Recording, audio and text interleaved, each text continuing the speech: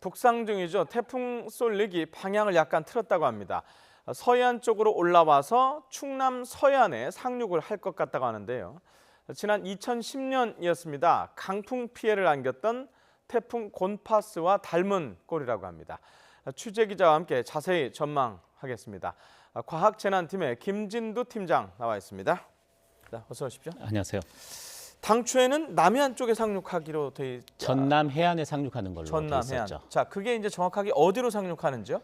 전남 해안에 상륙을 해서 우리나라 내륙을 관통한 뒤에 속초 북쪽 해상으로 빠져나갈 것으로 예상을 했었는데 네. 그 예상보다 조금 더 왼쪽으로 방향이 좀 틀어졌습니다. 왼쪽이라면 그러니까 서해안 우리나라 쪽으로? 서해안 쪽으로 방향이 예. 틀어졌습니다. 그래픽으로 준비를 했는데 준비가 되면 좀 보고 말씀을 드리면 예, 좋을 것 같습니다. 있네요. 예. 왼쪽이 어제 상황이었습니다. 네. 그러니까 제주도를 먼저 지납니다. 네. 제주도를 지난 뒤에 전남 해안, 그것도 목포 부근 전남 해안 쪽으로 상륙한 뒤에 네. 충청도를 거쳐서 속초 북쪽으로 빠져나가는 그런 궤도가 어제까지 예상 진로였습니다. 네. 근데 오늘 이게 약간 더 서쪽으로 이동을 했습니다. 서쪽으로 예. 이동해서 제주도를 통과하지 않고 제주도 서쪽을 빠져나가서 지나서 전남 해안 쪽은 통과를 합니다. 서해안을 예. 그대로 올라온 뒤에 충남 서해안, 그러니까 서산, 태안반도 근처 쪽으로 상륙을 한 충남 뒤에 서산 쪽. 예, 예. 수도권을 지나는 걸로 돼 있습니다. 수도권은 관통을 합니까? 네, 수도권을 지나서 그 속초 북쪽, 그러니까 북한 지역을 통과해서 빠져나갈 가능성이 높은 것으로. 그러니까 예. 약간 더 예. 서쪽으로 조금 밀렸다 이렇게 보시면 됩니다. 지금 저 그래픽상에는 지금 시간 표시가 안 돼 있는데요. 네. 자, 저기 그러면 서산 통과 직전의 시간이 대충 언제쯤 될까요? 저게? 우선 어제 전망으로는 제주도가 내일 밤부터, 예. 그리고 내륙에 상륙하는 거는 모레 새벽부터 정도라고 생각을 했었는데 네. 이게 거리상으로 조금 더 멀어졌거든요. 네. 또 멀어진 상태이기 때문에 시간이 조금씩 늦춰졌습니다. 그러니까 제주도는 모레 새벽쯤, 네. 서산에 상륙하는 것은 모레 밤쯤, 예. 수도권 통과하는 거는 이번 금요일 새벽쯤으로 지금 예상이 됐습니다. 수도권은 금요일 새벽이요. 네. 예. 자, 통상 보면 태풍은 뭐 이동하면서 그 위치가 계속해서 바뀌어요. 그렇죠. 지금 저 상태가 유지될지 또 약간 변할지도 유동적인 거죠. 처음에 내륙에 상륙할 때보다는 약간 더 서쪽으로 이동할 가능성이 있다라는 거는 어느 정도 점쳐졌는데 네. 그게 오늘 반영이 된 거거든요. 그러니까 서해안으로 올라올 가능성이 있다라는 것까지가 어느 정도 가능성이 있었던 시나리오 중에서 변화가 될 만한 시나리오 중에 하나였는데 오늘 그 상태로 변했습니다. 예. 그렇다면 다음 가능성은 다시 안쪽으로 들어오느냐, 아니면 더 먼 쪽으로 가서 우리나라가 태풍 영향권에서 조금 더 안전해지느냐인데 두 가지 가능성은 좀 확률이 낮고 네. 서해안으로 올라올 가능성이 가장 높은 것으로 보입니다. 이게 한국, 미국, 일본 기상청이 거의 비슷하게 진로를 보고 있습니다. 예. 자, 어쨌든 예상 진로를 피해가 우려되니까 더 네. 면밀하게 체크를 해야 될 것 같은데 제 기억으로 서해안을 이렇게 쭉 타고 올라가던 태풍이 피해를 준 경우가 예전에 여러 번 맞습니다. 있었던 것 같아요. 네. 이렇게 진로가 바뀌면서 다행히 어제 진로 상황일 때보다도 피해가 조금 덜하는 지역이 있습니다. 아, 예. 영남과 영동 지방입니다. 예. 태풍 반경이 320km 정도가 되는데 우리나라 네. 근처까지 올라왔을 때 그 태풍 진로상에서 거리를 보면 동해안 쪽은 태풍의 피해가 좀 초속 15m 정도의 강풍 반경에서 약간 벗어납니다. 예. 그러니까 동해안 지역은 이번 태풍이 만일에 지금 진로대로 된다면 어제보다는 상황이 조금 나아졌다. 네. 하지만 그 외의 지역, 태백산맥 서쪽 지역, 그러니까 네. 제주도와 호남, 충청, 특히 수도권의 경우는 예. 태풍의 직접적인 영향권과 동시에 태풍 진행 방향의 오른쪽, 네. 비바람이 더 강해지는, 특히 바람이 무척 세지는 위험 반원안에 정확히 들어가게 됩니다. 예. 이렇기 때문에 피해가 더 클 가능성이, 더 커질 가능성이 높아진 상황입니다. 예. 그러니까 지금 비보다는 바람이 걱정인가요? 보통 내륙에 상륙하게 될 경우에는 여러 가지 지형 효과가 겹치면서 태풍이 가지고 있는 에너지를 한꺼번에 쏟아붓는 게 비로 쏟아붓습니다. 그런데 내륙에 상륙하지 않고 이렇게 해상을 통해서 올라갈 경우에는 비보다는 바람 피해가 훨씬 큽니다. 예. 자, 과거에 제가 조금 전에 말씀드렸던 이와 비슷한 경로로 움직이면서 피해를 줬던 태풍 2010년에 태풍 예. 곤파스입니다. 곤파스. 예, 위치가 태풍의 이동 진로가 이번 태풍과 정확히 일치합니다. 예. 지금 그래픽으로 나오고 있죠. 예. 왼쪽이 쏠릭입니다. 예. 오른쪽이 태풍 곤파스입니다. 어떻습니까? 위치가 보시기에. 비슷하네요. 비슷하게 똑같지는 올라왔습니다. 않지만. 똑같지는 않지만 거의 비슷한 형태로 올라왔고요. 예. 강도도 제주도 부근까지 올라왔을 때 강도는 상당히 비슷한 상태입니다. 예. 하지만 이때와 우리나라 지금하고 상황이 좀 달라졌습니다. 우선 곰파스가 2010년에 우리나라에 영향을 줬을 때 영상 한번 보시죠. 네. 기억을 하실지 모르겠습니다만 이때 서울에서 굉장히 많은 피해가 발생을 했는데 네. 바람 피해가 굉장히 강했습니다. 이게 곰파스 때 피해 상황입니까? 그렇습니다. 예.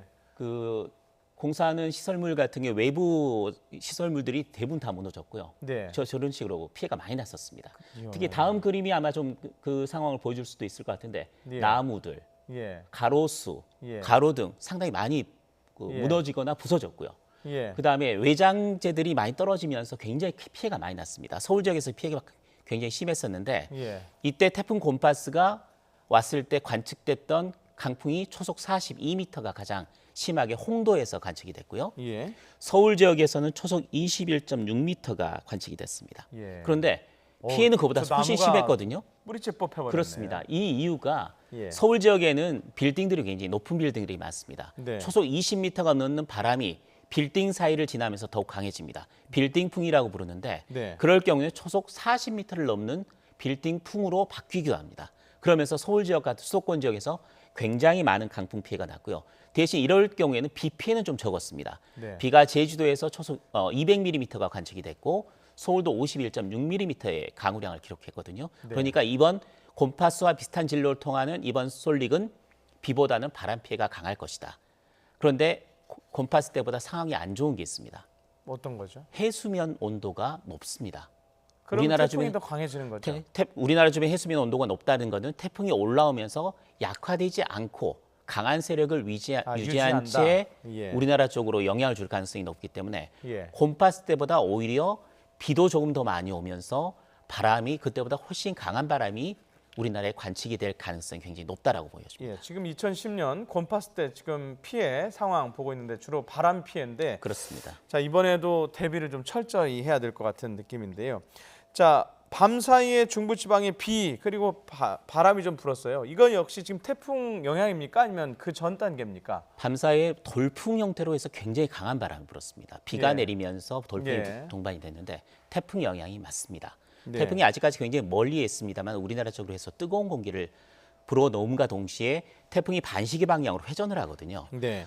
그 바레만 근처에 굉장히 강한 저기압이 있었습니다. 전선 형태로 발달한 저기압이었는데 이게 네. 돌면서 그걸 끌어내린 겁니다. 예. 끌어내렸다는 이야기는 전선성 저기압은 북쪽에 찬 공기를 가지고 있습니다. 예. 그리고 태풍이 불어놓은 뜨거운 공기가 만나면서 대기 불안정이 무척 심화됐습니다. 예. 대기 불안정이 심해지면 두 가지 현상이 나타납니다. 굉장히 벼락을 동반한 강한 비 네. 또는 굉장히 강한 돌풍이 동반이 되는데 밤사이 중부지방에 내린 비와 함께 돌풍이 분 것은 바로 이 같은 요인 때문입니다. 예.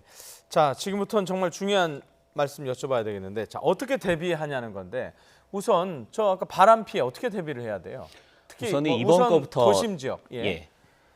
이번 태풍 솔릭이 올라왔을 때는 우선은 하나하나 차근차근 짚어보죠. 어떤 게 조심해야 될 부분인지. 예. 우선은 해안가에 있는 선박들 피해가 굉장히 우려됩니다. 예. 태풍이 올라올 때 해상 지역에는 남해와 동해상을 중심으로 최고 8m의 거센 물결이 예상이 됩니다. 예. 그렇기 때문에 항해할 수가 없고 선박들은 피항을 해야 됩니다. 일단 다 피해서 대피해야 되겠네요. 고정을 해놔야 됩니다. 왜냐하면 예. 강한 바람을 동반하기 때문에 부딪히면서 또 피해가 날 수 있기 때문에 그 피항을 함과 동시에 강하게 고정을 시켜놔야 되고요. 예, 선박 대피. 또 한 가지는 바람 태풍은 해일을 동반할 수가 있습니다. 예.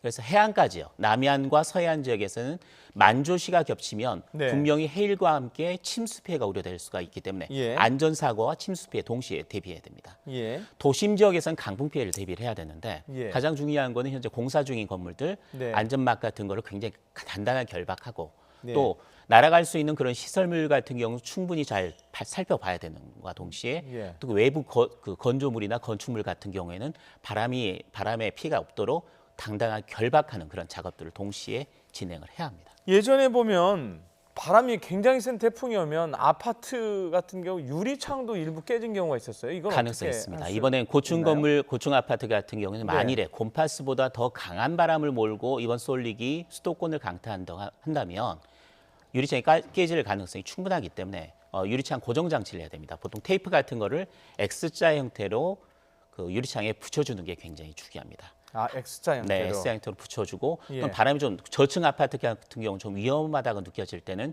진동을 좀 막아줘야 되기 때문에 신문지를 물에 적셔서 좀 붙여주는 것도 좋은 방법이 될 수가 있습니다. 예. 한 가지 더 이렇게 바람 피해가 심할 것으로 예상이 되다 보니까 과수 피해가 우려가 되고 있습니다. 지금 수확기가 가까워졌거든요. 추석을 앞두고 나서. 가뭄, 폭염이 상당히 지금 상태가 좋지 않은데 그래도 살아남은 과수 농가들이 있었는데 또 네. 이런 과일들이 있었는데 바람 피해는 굉장히 심각합니다. 그렇기 때문에 미리 최대한 빨리 딸 수 있다면 어느 정도 익었다면 미리 수확하는 것도 방법이고요. 예. 또 바람에 대비할 수 있는 여러 가지 장치들을 좀 해주시는 게 중요할 것 같습니다. 예, 지금 시골에서도 걱정일 것 같은데 네. 자, 지금 말씀하신 게 제19호 태풍 쏠릭이었죠. 네. 그런데 20호 태풍도 만들어져서 북상하고 있다는데 이것도 우리나라에 영향을 줄지가 지금 가늠을 할 수 있나요? 태풍이 비슷한 위치에 두 개가 형성이 되면 두 개가 서로 상호작용을 합니다. 그게 네. 후지와라 효과라고 부르는데요. 그래픽에 좀 보시죠. 네. 위쪽에서 우리나라 쪽으로 향하고 있는 게 19호 태풍 쏠릭이고요. 예. 그다음 그 아래쪽에 지금 그 쏠릭보다는 조금 예.